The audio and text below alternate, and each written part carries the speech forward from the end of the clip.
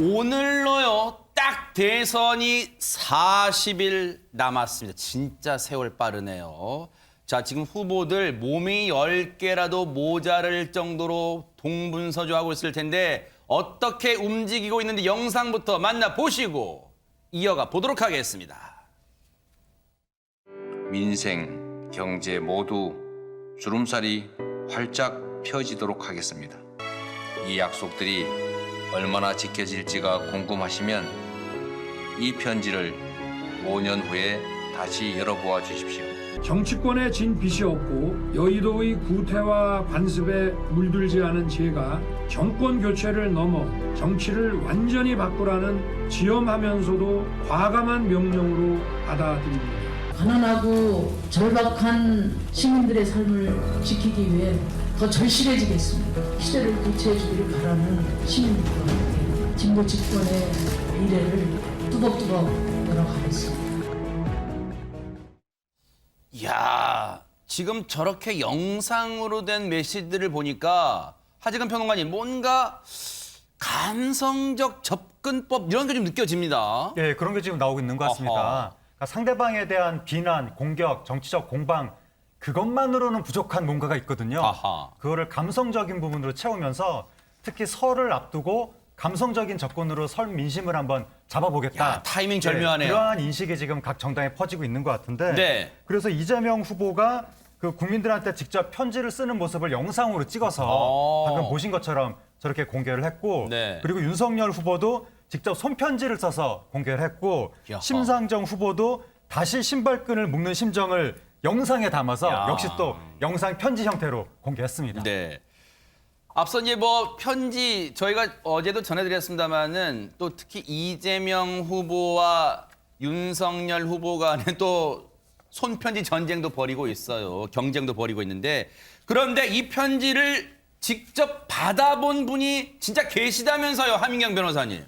네, 맞습니다. 사실은 아까 말씀하신 것처럼 그 손편지 전쟁이 벌어지고 있는데 이재명 후보 같은 경우에는 이제 영상을 이제 올린 거고 그다음에 윤 후보 같은 경우에는 직접 이제 자필로 윤석열체라고 해서 일일이 이제 편지를 써서 거기 수신자 이름을 이제 각기 다르게 해서 타이핑을 다 쳤고요. 그리고 지금 이제 광주 시민들이 속속들이 이제 받아보고 있다. 이 세심한 그 배려에 너무 감사하다 이런 편지들을 보내고 있고요. 저 편지인가 보네요. 네, 맞습니다. 그런 편지들을 인증으로 이제 보내고 있고 그런 편지를 또 이준석 대표가 본인의 SNS에 올렸고요. 네. 그다음에 또 뒤에 이제 그 편지 뒤에는 또 QR 코드를 이제 또 입력을 해서 그걸 또 찍으면 윤석열 후보가 직접 이제 말하시는 영상까지 볼 수 있게끔 그렇게 제작한 손편지입니다. 실제 저 손편지를요. 받으신 광주 시민분들이 진짜 설마인데 진짜로 받았어요라고 인증사진을 올리신 거랍니다. 지금 이준석 대표가 SNS에 광주 시민들이 윤석열 후보의 손편지 인증사진을 보내오고 계십니다. 감사합니다. 더 열심히 하겠습니다. 이렇게 그 인증샷을 자신 SNS에 올리고 있습니다. 감성적인 접근 뭐 그런 게 물씬 느껴지잖아요. 근데 여기서 끝이 아니랍니다. 더 준비한 것도 있다고 하는데요. 영상으로 만나보시고 이어가 보도록 하겠습니다. 빵 만들기를 시작하면 되겠습니다. 처음 같아 보이진 않습니다. 옛날 빵떡이라고 하는 거 많이 만들어봤어요. 네. 하나를 알려주면 열을 하시는 아, 갑자기 이거 취직하고 보네요. 뭐 자리는 없겠죠? 네, 자리 없습니다. 더 나눠보는 시간을 갖고 음식을 직접 해보면 좋을 것 같아요. 네, 이렇게 해서 말아서 썰면 더 쉽게 쓸 수 있어요. 소리 들리시나요? 장금이 같나요? 네.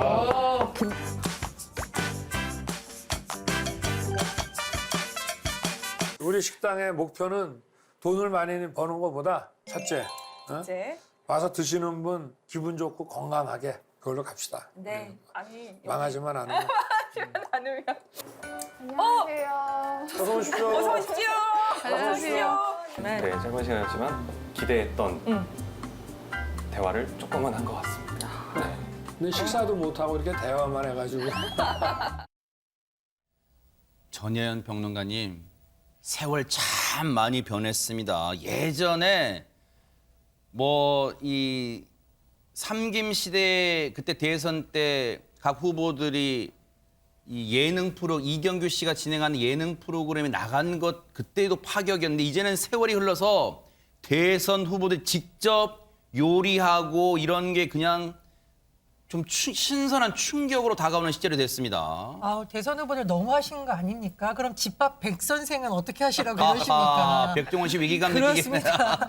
네. 집밥 이 선생, 집밥 윤 선생의 시대가 올지도 모르겠는데요. 이재명 후보의 경우에는 장애인 제빵사들과 함께 빵을 만들면서 대화 나누는 모습. 근데 자세히 보시면 누가 함께냐가 중요하죠. 또 장애인들과 함께함으로써 장애인 정책에 대한 관심 이런 것을 감성적으로 호소하고 있는 거고요. 네. 집밥 윤 선생, 윤석열 후보는 사실 윤석열 후보가 계란말이 잘 만드는 거는 저도 주변에서 굉장히 얘기를 많이 들었어요. 거기에 이어서 직접 음식을 만들어서 대접하고 대화 나누는 유튜브 콘텐츠를 구성했는데 총 12부작이나 된다고 합니다. 그리고 이재명 대선 후보의 부인 김혜경 씨가 요즘 맹활약을 하고 있는데요. 네. 이제 설유 연휴가 다가옵니다. 그래서 굴떡국 요리하는 것을 체험하면서 그러나 이 목적은 굴떡국 요리만 있는 것은 아닙니다. 1인 가구 청년들과 여러 가지 어려운 점을 함께 대화한다라고 하고요. 나도 질 수 없다. 요즘 뛰는 사람이 있죠. 이분 요즘 굉장히 제가 보니까 예능인들한테 뭐 수학 강의도 하고 그러시더라고요. 바로 국민의당의 안철수 후보는 요즘 노래하시느라고 고생이 많으신 것 같습니다. 그래서 2030 세대에게 정책의 중요성을 알리는데 뭐 장황만 하면 어려우니까 이것을 음악으로 만들기 위해서 직접 작사도 하고 여러 가지 참여를 했다고 하는데요. 무려 음원 7곡을 공개를 했다라고 합니다. 네. 글쎄요. 이런 감성 전략이 얼마나 효과가 있을지는 지켜봐야겠지만 어쨌든 지금 세대가 뉴미디어 세대인 것은 맞습니다. 지하철 보시면 예전에는 신문 봤잖아요. 요즘은 다 동영상 보고 있거든요. 아마 그런 점을 의식한 것으로 보입니다. 네.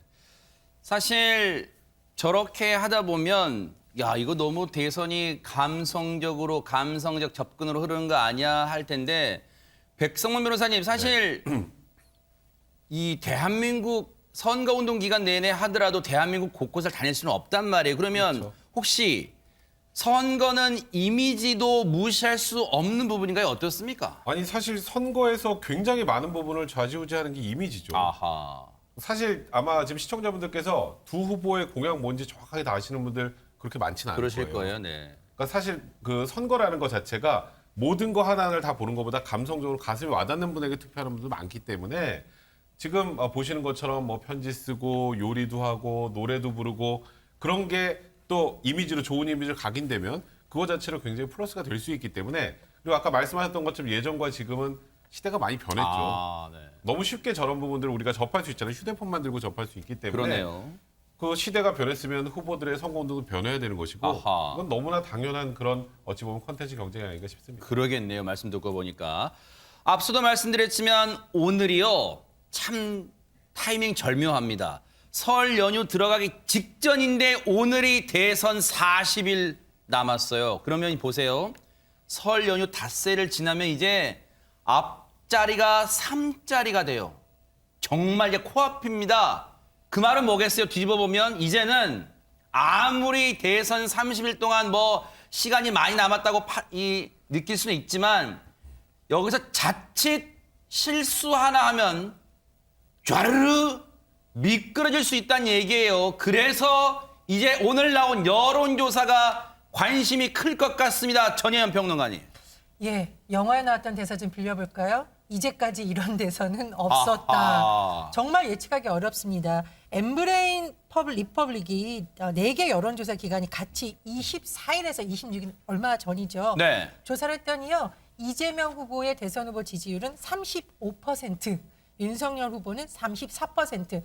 사실상 거의 차이가 없다라고 보는 박빙이고요. 네. 심상정 후보 2%, 안철수 후보는 10% 있는데 이재명, 윤석열 후보 모두 플러스 1%포인트가 올랐습니다. 그리고요 또 다른 조사를 해봤는데 역시 박빙입니다. 네. 한국갤럽이 25일에서 27일 3일간 실시한 것인데요. 이재명 후보는 35%, 윤석열 후보 35%로 거짓말처럼 동률이 그러네요. 나왔고요. 두 후보 모두 전 조사에 비해서 플러스 1, 플러스 2%포인트 상승세 소폭이지만 보였습니다. 심상정 후보 4%로 1%포인트 올랐고요. 다만 안철수 후보는 15%로 주목할 만한 수치이긴 하지만 지난 조사와 비교했을 때는 2%포인트 소폭 하락세를 또 나타내기로 했습니다. 그러네요.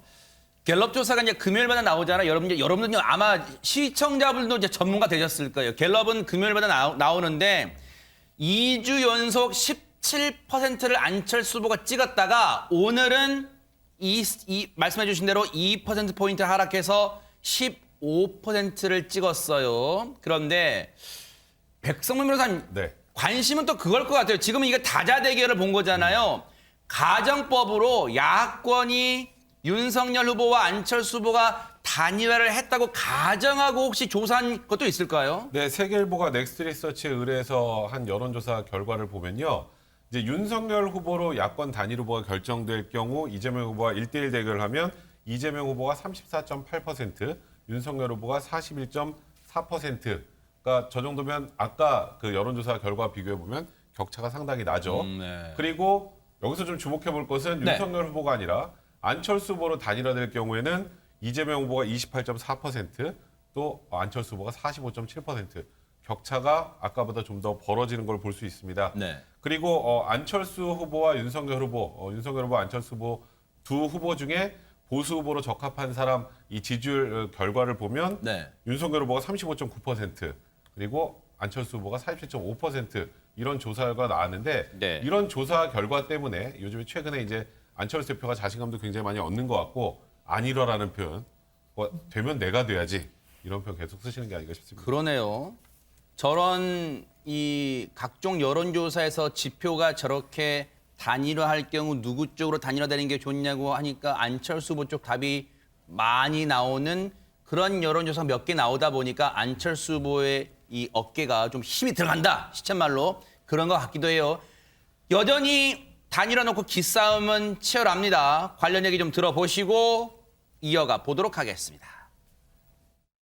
단일화가 싫은 건지 그냥 안철수 후보가 싫은 건지 궁금합니다. 그러니까 단일화를 하는 안철수가 싫은 거죠. 저는 그리고 이 발전 단계에서 되게 황당한 게 뭐냐면요.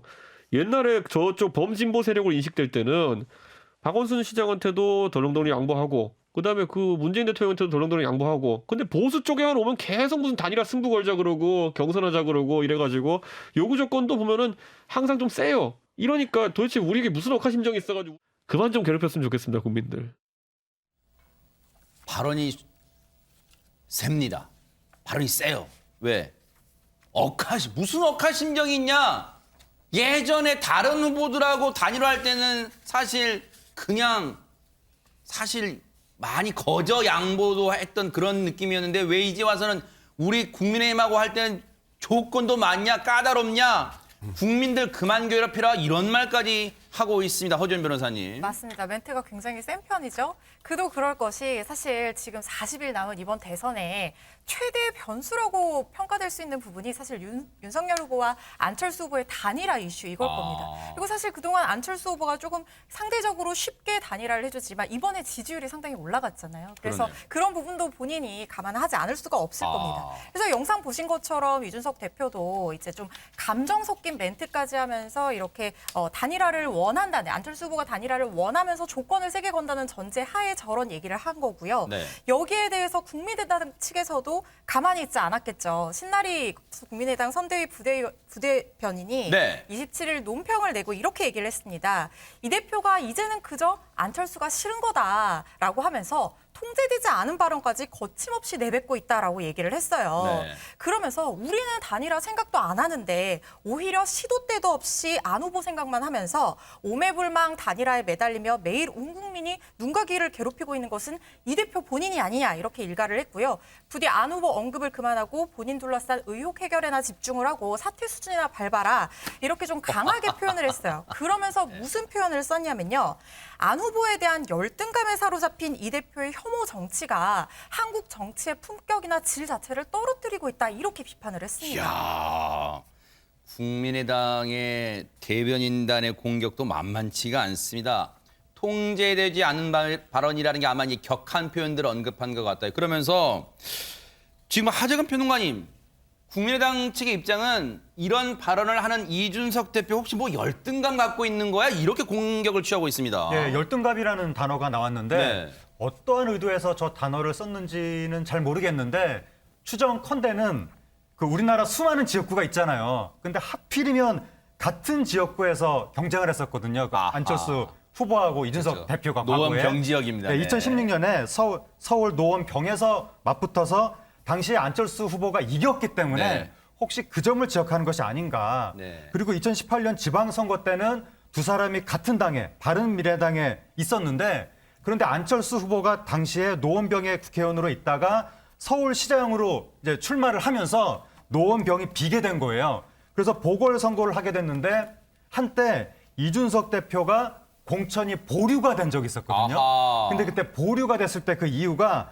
안철수 후보의 반대 때문이라고 알려지면서 뭔가 인간적인 악연이 있는 것이 아니냐. 네. 그래서 마음속에 앙금이 있는 것이 아니냐. 그런 의혹을 제기하고 있는 것 같습니다. 아니 근데 전현 평론가님, 후보는 이준석 대표가 아니라 윤석열 후보잖아요. 그런데 왜 이준석 대표가 안철수 후보와의 단일화에 완전히 없는 것처럼 얘기도 꺼내지 말라 이렇게 하고 있어? 혹시 두 사람의 개인적 감정이 지금도 남아있다? 이건 아닌 것 같고 뭔가 이유, 근거는 없는 거예요, 그러면?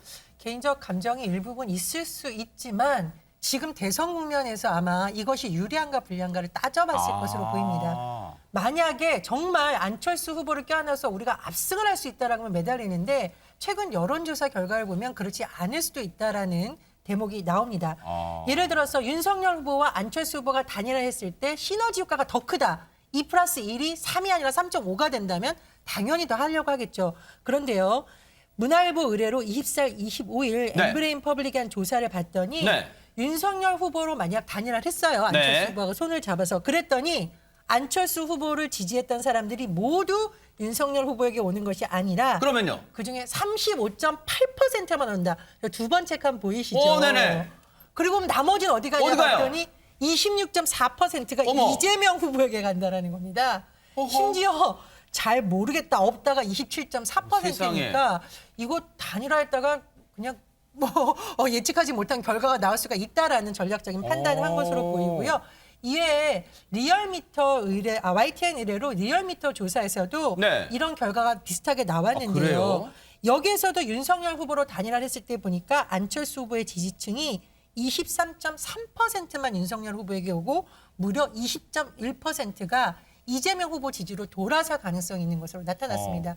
따라서 제가 보기에 이준석 대표가 아마 뭐 여의도연구원이나 각종 여론조사 결과를 분석해 보건데 굳이 안 후보하고 단일화에 목맬 필요가 없다라는 판단을 한 것으로 보입니다. 아하, 하민경 변호사께 안 여쭤볼 수가 없어요. 왜냐하면 지금 이 국민의힘의 이 선대본부의 정식 이 부대변인, 상근 부대변인을 맡고 계시니까 당의 입장을 또 어느 정도 잘 숙지하고 있을 거 아니에요. 그러면 진짜로 각종 여론조사에서 물론 가정법이라고 할 수 있지만 저렇게 돌려봤더니 100% 흡수하지 않는다는 거예요. 상당수 빠져나가요. 이재명 후보한테. 정말로 별 도움이 안 된다고 판단해서 지금 단일화에 주저하거나 머뭇거려 혹시 선을 긋고 있는 거예요. 어떻습니까?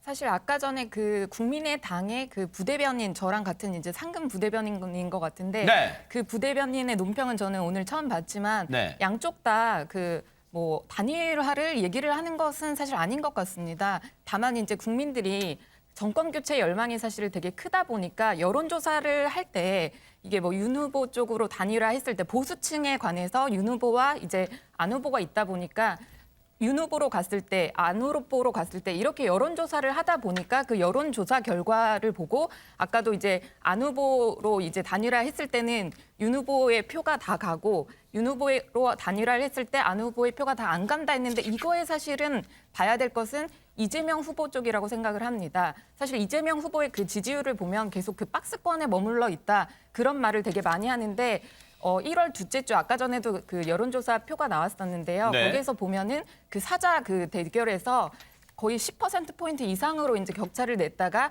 지금은 사실 윤 후보와 그 이 후보가 거의 동률이라고 아까 초접전이죠. 네네. 네, 초박빙으로 이제 다가왔습니다. 네. 그 이야기는 사실 안 후보와 윤 후보 사이에 같은 보수지만 그 표를 같이 이렇게 뭐 서로 이제 나눠서 하고 있고 이런 의미는 사실 아닌 것 같습니다. 그래서 더 이제 더불어민주당 쪽에서 자꾸 이제 단일화에 대한 그런 이야기를 더 많이 하고 있고 또 아까 여론조사 같은 경우에는 그 여론조사 자체가 사실 모두를 다 두고 이게 단일화를 한다면 이런 가정에 관한 여론조사이기 때문에 사실 그런 것이고 지금 양 당에서는 서로 각자 이제 열심히 공약을 발표하고 그런 부분에 국민들에게 호소를 하고 있는 것이지 단일화에 대한 부분은 서로 이야기를 하고 있는 것 같지 않습니다. 그리고 사실 국민의힘 입장에서 좀 난감한 포인트가 뭐냐면요. 아까 지지율이 뭐 이재명 후보에게 얼마 흡수되고 윤 후보에게 얼마 흡수되고 문제가 아니라 단일화에서 여론조사하면 100% 이기나요?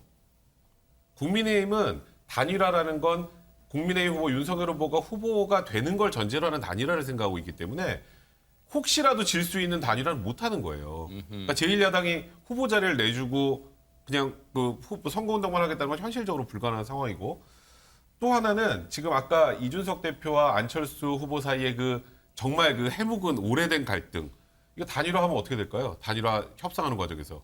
그리고 아까 일단 제가 전제로 했던 게 국민의힘이 이겨야 하는 단일화를 하려면 협상하는 과정에서 아까 같은 여론조사 방식으로 할 수 있겠어요? 못하죠. 그럼 그거 갖고 싸웁니다.